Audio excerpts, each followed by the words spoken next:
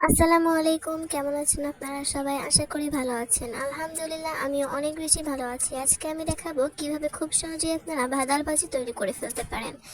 তো চলুন আজকে রেসিপিটি শুরু করে দেওয়া যাক। আর রেসিপি শুরু করার আগে আর একটা কথা, যারা আমার চ্যানেলে নতুন অবশ্যই যদি ভিডিওটি ভালো লেগে থাকে একটা সাবস্ক্রাইব করে যাবেন। সেজন্য এখানে আমি একটা ভাদাল নিয়েছি। ভাদালগুলোকে আমি ভালোভাবে কেটে ধুয়ে নেব। বাদালগুলোকে আমি এইভাবে ধুয়ে ভালোভাবে কেটে নিয়েছি, দেখতে পাচ্ছেন। এখন আমি বাদালগুলোকে ভালোভাবে ধুয়ে পানি ছড়িয়ে নেব। এখন একটা কড়াইয়ে দিয়ে দিয়েছি তেলটা গরম হয়ে আসলে এখন দিয়ে দেব কয়েক টুকরো রসুন কুচি, আর দিয়ে দিয়েছি অল্প একটু পেঁয়াজ। আর এদিকে দেখতেই পাচ্ছেন বাদালগুলোকে আমি পানি ছড়িয়ে নিয়েছি। এখন দিয়ে দিচ্ছি জিরা, আস্ত জিরা, আর দিয়ে দিচ্ছি সেই ভাদাল, পেঁয়াজ এবং মরিচ কুচি, স্বাদ মতো লবণ, হলুদের গুঁড়া। এখন আমি এটাকে নেড়েচেড়ে ভেজে নেব। যারা আমার চ্যানেলে নতুন, যদি আজকের রেসিপিটি ভালো লেগে থাকে সাবস্ক্রাইব করে যাবেন। আর যদি ভালো লেগে থাকে অবশ্যই একটা লাইক কমেন্ট শেয়ার করে দেবেন। এতে আমি সামনের দিকে এগিয়ে যাওয়ার অনেক বেশি অনুপ্রেরণা পাবো এবং আপনাদের সামনে নতুন নতুন ভিডিও তুলে ধরতে বেশি আগ্রহ হব। তো এইভাবে আমি নেড়েচেড়ে ভাদালটা ভেজে নিচ্ছি।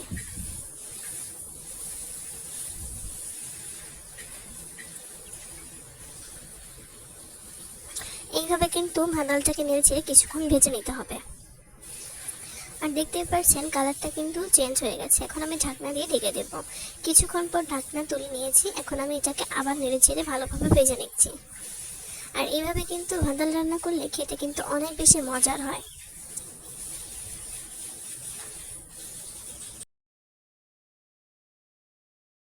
আর এইভাবে কিন্তু যে কেউ খুব সহজেই ভাদাল ভাজিটা তৈরি করতে পারেন।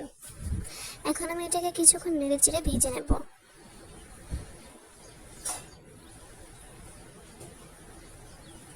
এই রেসিপিটা কিন্তু খুব সহজেই যে কেউ তৈরি করে ফেলতে পারবেন।